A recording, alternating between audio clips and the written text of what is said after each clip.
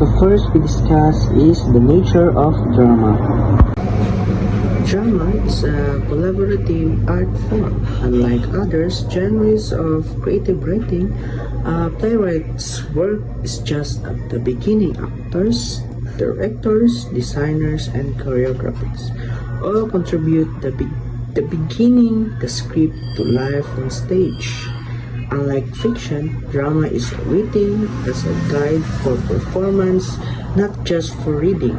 Playwrights often revise their work during staging, showing that drama involves true collaboration to write drama. One must be open to sharing creative control. So, drama is a story made for acting. It needs teamwork from writers, actors, and directors to bring it to life. Next is the origin of drama. Drama is one of the oldest forms of literature, involving from ancient Greek religious and festival performances. Originally featuring choral song with dialogue, early drama told mythological and historical stories familiar to audiences. Greek playwright Thebes is credited as the first actor to portray a character. So this is the first actor named Thebes. Ladies and gentlemen, please welcome the main people involved in a drama. The playwrights or scriptwriter.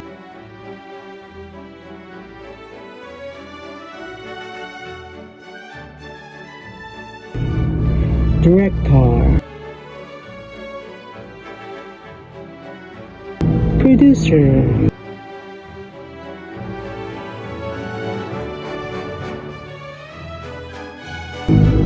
Actors or performers.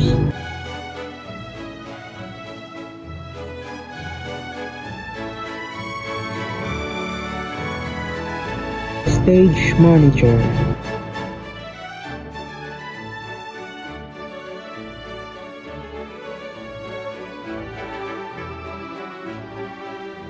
Set designer.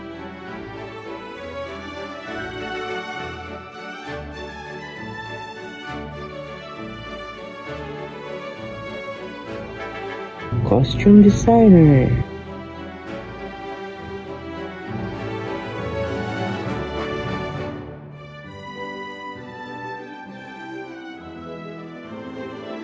Lighting designer.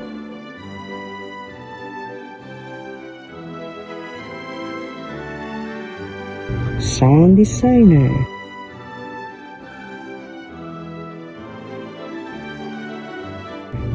Makeup artist.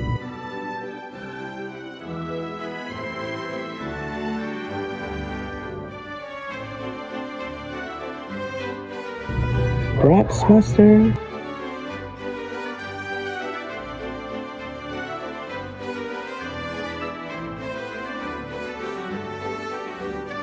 And the last one is the audience.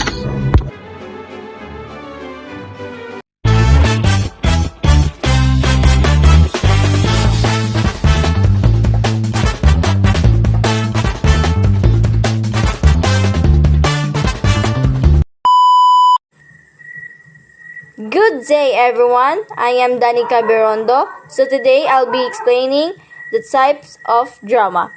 Drama comes in many forms based on content, length, and medium. The two main types from ancient Greece are tragedy, serious with a sad ending, and comedy, light and ends happily.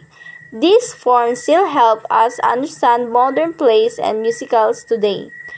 Drama can also be short sketches on one-act plays or long full-length plays. Lastly, drama isn't just for the stage, it's found in radio, TV, movies, and online, making it one of the most flexible and popular storytelling forms.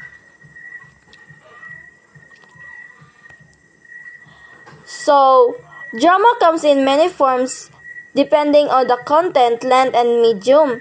The two main types from ancient Greece are tragedy and comedy. Tragedy is a serious kind of drama that usually has a sad ending.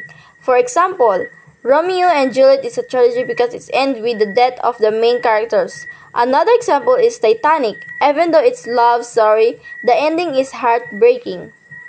Comedy, on the other hand, is light, funny, and usually end happily. Examples include Crazy Rich Asians, Be Careful with My Heart, or even sitcoms like Friends and Home Sweetie Home. These shows make us laugh and feel good. Drama can also be short, like one-act plays we all perform in school, or long, like full-length musicals such as The Lion King or The Miss Saigon. And it's not only for the stage. We can also find the drama in TV shows, movies, radio, and even online series. For example, Ang Provinciano is an action drama, Maria Clara at Ibarra is an historical drama, and K-dramas like Crash Landing on You are romantic dramas. So to summarize, drama can make us laugh, cry, or feel inspired. It's one of the most powerful and flexible way to tell a story. Next, let's talk about parts of drama. Lesson 2: The elements of drama. Parts of drama. Drama shapes many elements with fiction, like plot, characteristic, setting, and dialogue. But what makes it unique is that it meant to be performed, not just read. This performance aspect changes how these elements are used, making drama a distinct and powerful form of storytelling. So, drama actually shares many elements with fiction like plot, characteristic, setting, and dialogue. But what makes drama different and special is that it meant to be performed, not just read. When we read the story, we only imagine what's happening. But in drama, the actor shows it thought, their movements, expression, and voices. That's what makes drama come alive. It's a performance that tells a story in a more powerful and emotional way. For example, in Romeo and Juliet, the plot is about two lovers from rival families who end up dying for love. The characters are Romeo and Juliet and their families. The setting is Verona, Italy. The dialogue, their lines like when Romeo says, "But soft what light through yonder window breaks." We also have Filipino examples like Nole Mi Tangere, the musical or school stage plays during Buwan ng Wika. This shows how drama brings stories to life using acting and emotion, not just words. So in short, the parts of drama are like the main ingredient of a story, but with what makes them unique is how they performed and expressed on stage. So the parts of drama like plot, characters, and settings will be discussed in next reporter. And that's all. Thank you.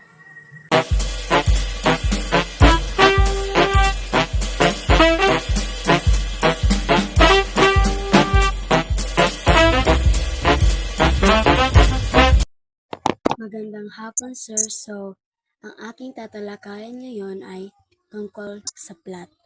So, ang plot o banghay ay ang pagkakasunod-sunod ng mga pangyayari sa isang kwento o dula. So, the plot is the backbone of drama. It connects all scenes and drives the story forward. Like in fiction, it creates conflict through the main characters, goals and challenges in Oedipus the King. The plot centers on solving a murder that affects the whole city. Surgery is the plot is the main part of drama that connects all scenes and make the story move forward. It shows the conflict and goals of the main character. Like for example, in Oedipus the King, the story focuses on solving a murder that affects the whole city. Muna dra sa first paragraph. The second paragraph is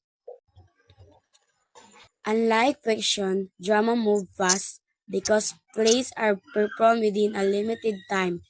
The plot must be clear, focused, and tightly paced, often starting with key events that have already happened.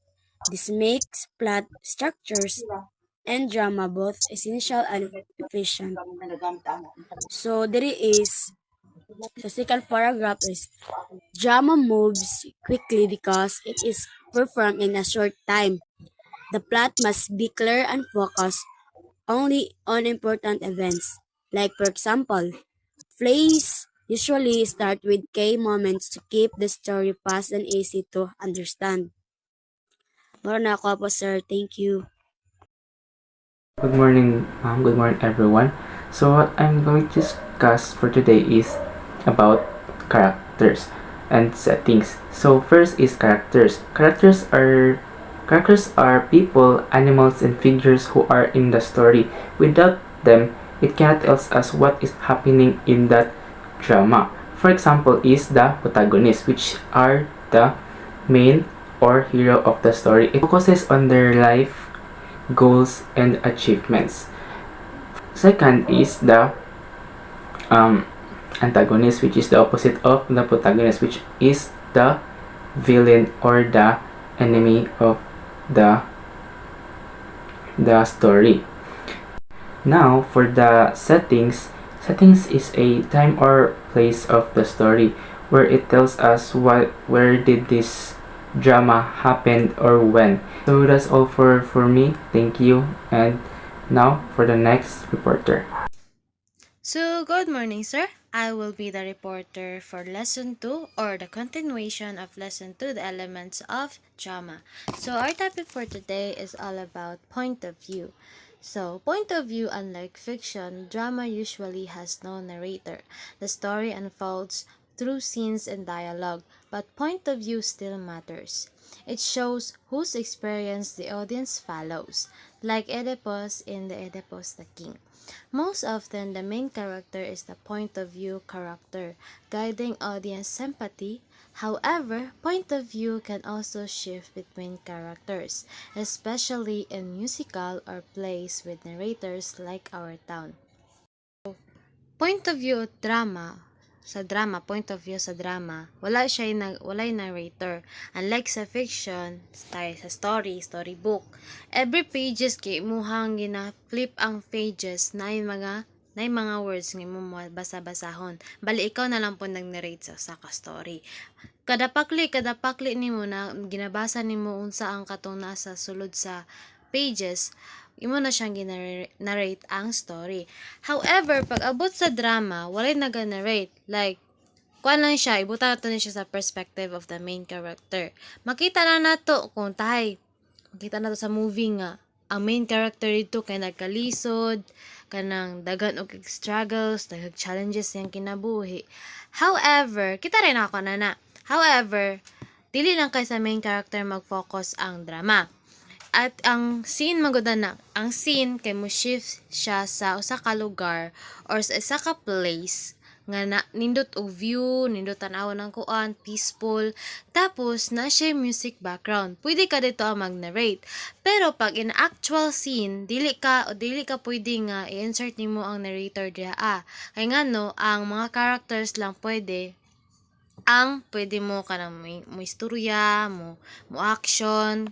Bali, tayo no, i-shift na to ang scene sa katunay lugar nga kuan tapos na ay kanang music background. Tapos i-shift na lang pud nato tong scene dito sa antagonist. Makabalo ta kung unsay plano sa antagonist, unsay kanang kuan niya na mag-take ba siya revenge niya na padulong dito sa main character. Pero kita rin nakabalo ana. Pero ang main character, wala siya ka ideya, wala siya kabalo kung unsay plano sa antagonist sa yaha, wala siya kabalo kung unsay kanang danger nga maabot sa yaha mo na ang sa point of view. Bali, wala kabalo ang main character sa balak sa antagonist, pero kita nga audience, kita nga nagtan-aw, nakabalo ta kung unsa ang nahitabo sa scene or sa drama. And the last element of drama is voice and dialogue. So, voice and dialogue in drama, dialogue replaces narration. Since plays rarely have a narrator, characters must reveal the story, setting, and emotions through their spoken lines. Voice in drama comes from how characters speak and act. It reflects the writer's style through character interactions, not narration. Dialogue is also builds character, moves the plot, and shares a backstory as seen in plays like Oedipus the King or Pygmalion. So, there sa voice and dialogue sa kanang drama, ang voice dito kay nakadepende sa writer kung unsa iyahang way, kung unsaon niya pag narrate ang iyang story. Tapos sa dialogue, mo ni mga main character ilang mga line. Like for example, mag-acting na sila diraa, tapos mo diretso wala sila ginadala nga script, wala sila ginadala nga papel nga magbasa pa de tapos mag-ingon dayon, wala na. Mura na kag nag-rate ana. Pero diri sa dialogue sa drama, gid ka nang bago magkuan, before mag-start ang inyong actual nga scene nga buhaton, nana sila ihatag nga script sa imuha. Ihatagan kag script, imo memorizon. Pero pag abot sa kan actual nga scene na, di na ka pwede magdala og papel or script nga imong basa-basahon or kopya. Like, kung nag-actual nga scene, diretso na imong istorya para mas taas or mas taas ang inyong mahimo nga video or mahuman sa inyong drama nga part. So, kato nga kani siya nga mga elements of drama is importante jud ni siya kay ngano para kabaluta nga kaning nga kon kay naday niya ani nga kuan kaning tanan sa elements of drama is importante jud ni siya tanan kay ngano most jud mga movies nga atong ipangtan-aw naa jud ni siya tanan, na ang plot, na ang setting, mga character, protagonist, antagonist, kung kano sa ang time, syempre i-shift po nila ang mga scene.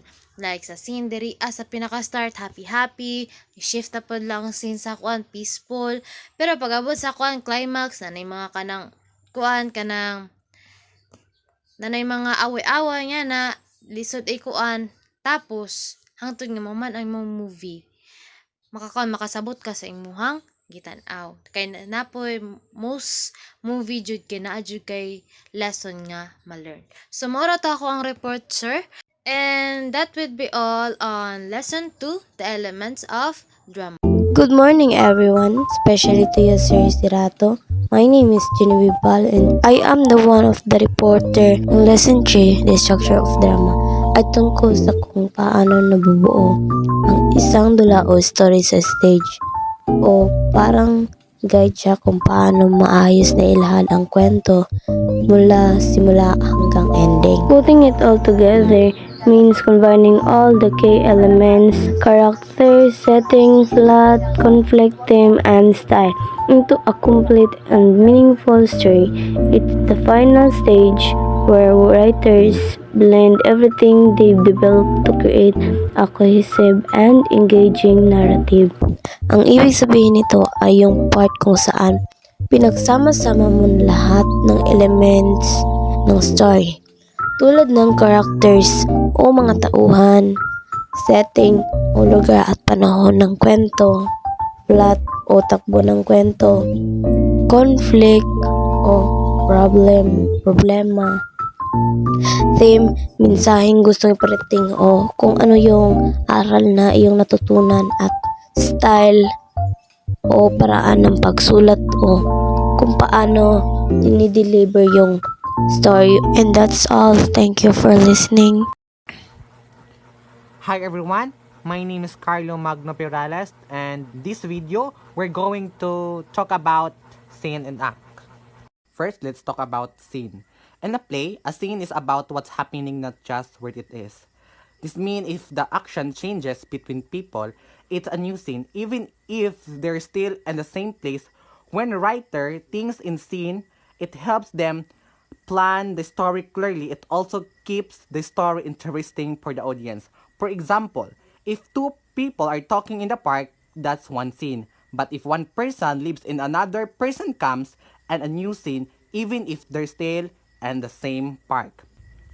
Next, we have the act. An act is a big part of a play that has many scenes in it. Acts help put the story in order. They often use a three-part plan. The first act shows the who the people are and where they are. And the second act shows the problem, and the third act shows how the story ends. For example, in the Romeo and Juliet, Act 1 shows the Romeo and Juliet, and Act 2 shows them falling in love. And Act 3 shows the sad ending. So, a scene is a small part of a play with special action. An act is a big part with many scenes. Acts and scenes help make a play clear and fun to watch. That's all. Thank you.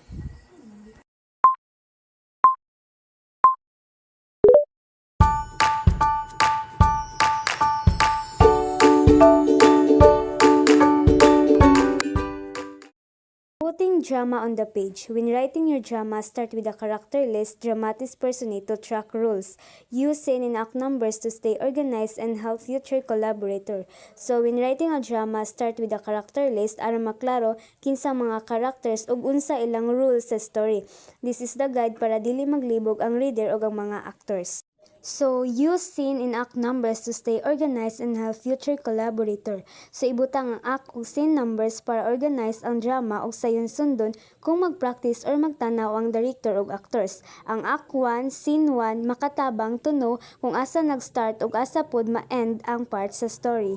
So next, include detailed scene description to show settings, music, lighting, and character entrances. So, i-include gyud ang detailed scene description to show the settings, music, lighting, and character entrances.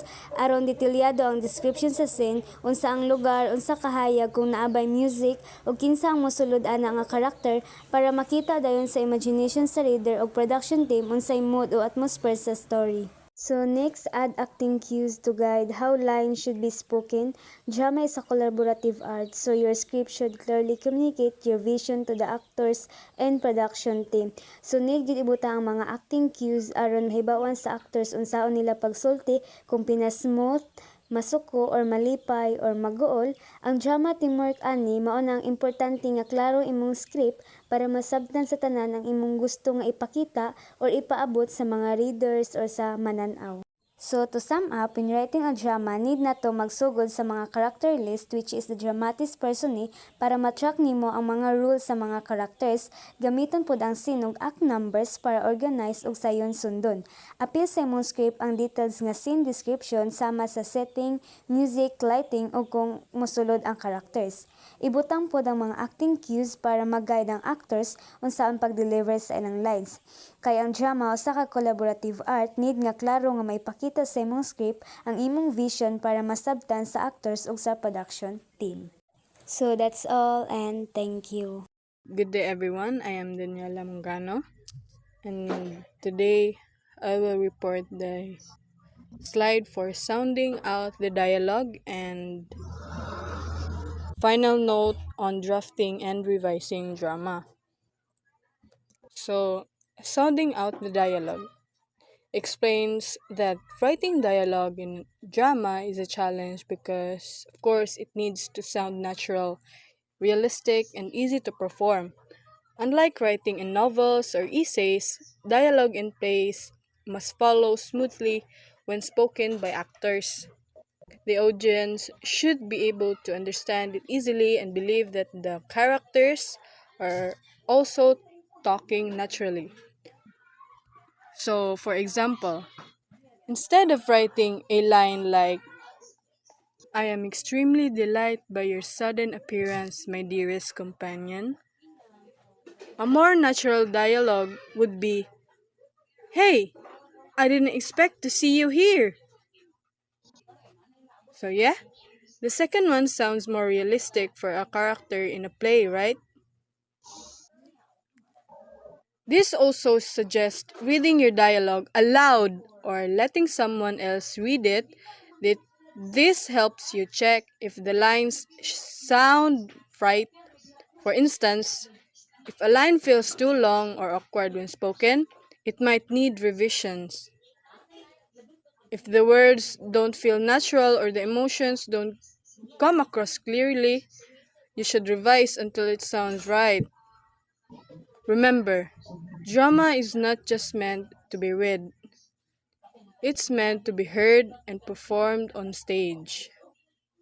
Final note on drafting and revising drama. It encourages drama writers to keep learning and improving by watching plays, movies, and listening to audio dramas. Doing this helps you see how professionals writers structure scenes and create effective dialogue. For example, if you watch a play by Romeo and Juliet by William Shakespeare, you'll notice how the emotions are expressed clearly through dialogue. And or if you listen to modern audio's drama or watch local plays, you can learn how today's writers use humor, tone, and pacing to connect with the audience. It also suggests trying to act or help in a production, even in school plays. By doing this, you'll understand how actors deliver lines, how directors interpret scripts, and how audience react. When we say you'll understand how actors deliver the line,